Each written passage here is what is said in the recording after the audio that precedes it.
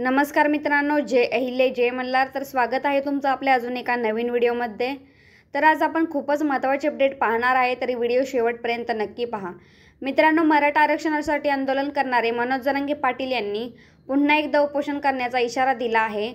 त्यांच्या या इशाऱ्यानंतर ओबीसी आंदोलक लक्ष्मण हाके यांनी देखील उपोषण सुरू करणार असल्याची घोषणा केली आहे. त्यामुळे राज्यात पुन्हा एकदा मराठा विरुद्ध ओबीसी आरक्षणाचा उपोषणाचा संघर्ष सुरू होणार असल्याचे दिसून येत आहे. मराठा आरक्षणासाठी लढा देणारे उपोषणकर्ते मनोज जरांगे पाटील यांनी पुन्हा एकदा 17 सप्टेंबर पासून उपोषणाला बसणार असल्याची घोषणा केली आहे. मराठवाडा मुक्ती संग्राम दिनाचे औचित्य साधत मध्यरात्री 12 वाजल्यापासून आपण उपोषण सुरू करत असल्याचे मनोज जरांगे पाटील यांनी म्हटले आहे. त्यांच्या उपोषणाच्या पार्श्वभूमीवर आता ओबीसी आंदोलनकर्ते लक्ष्मण हाके यांनी देखील उपोषणाची घोषणा केली आहे. ओबीसी आरक्षण बचाव आंदोलनासाठी पुन्हा एकदा उपोषण सुरू करण्यात येत असल्याची घोषणा लक्ष्मण हाके यांनी केली आहे. तसेच मराठवाड्यामध्ये 25 आमदार ओबीसी समाजाकडून पाडण्यात येणार आहेत.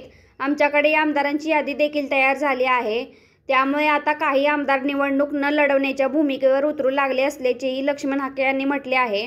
मनोज जरांगे पाटील यांना त्यांच्याच भाषेत ताकदीने ओबीसी समाज उत्तर देईल असा इशारा देखील लक्ष्मण हाके यांनी दिला आहे. तसेच विधानसभा निवडणुकीमध्ये शरद पवार, एकनाथ शिंदे आणि काँग्रेस यांना ओबीसी समाज मोठा धक्का देणार असल्याचे लक्ष्मण हाके यांनी म्हटले आहे. जे नेते मनोज जरांगे पाटील यांना भेटले त्यांची यादी आमच्याकडे असून त्या सर्व आमदारांना येणाऱ्या निवडणुकीत ओबीसी समाज धडा शिकवणार असल्याचा इशारा लक्ष्मण हाके यांनी दिला आहे. मुख्यमंत्री एकनाथ शिंदे यांनी मनोज जरांगे यांच्या दबावाखाली येऊन त्यांना वाटेल त्या मागण्या मान्य करण्याची तयारी दर्शवली आहे.